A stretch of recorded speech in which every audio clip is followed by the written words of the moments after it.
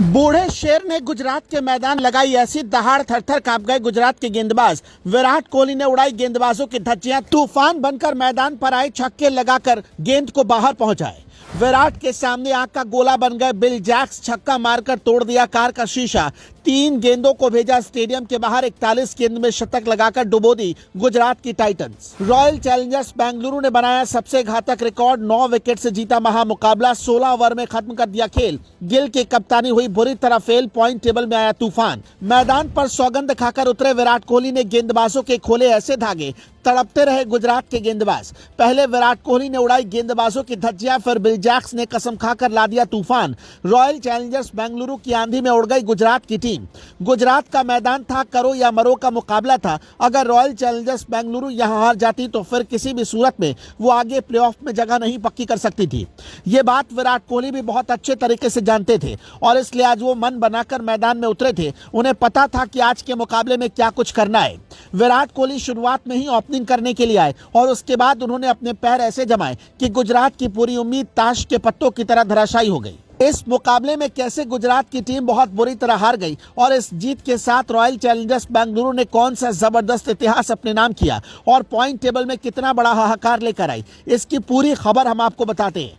मुकाबले में बेंगलुरु ने टॉस जीता था और सबसे पहले गेंदबाजी करने का फैसला किया।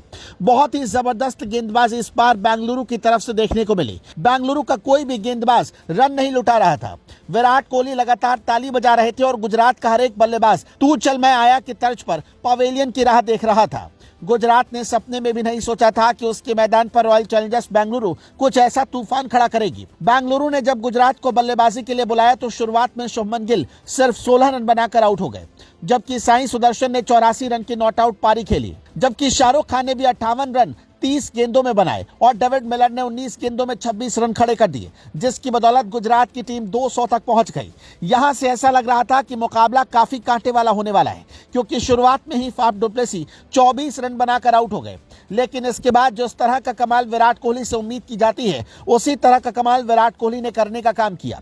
विराट कोहली खूंटा गाड़ कर मैदान पर खड़े हो गए और उनके साथ बिल जैक्स जैसे कसम खाकर मैदान में उतरे थे कि आज गुजरात के गेंदबाजों की धज्जियां उड़ानी है। बिल जैक्स ने सिर्फ 41 गेंदों में 100 रन की ताबड़तोड़ पारी खेलकर गुजरात की नैया डुबो दी।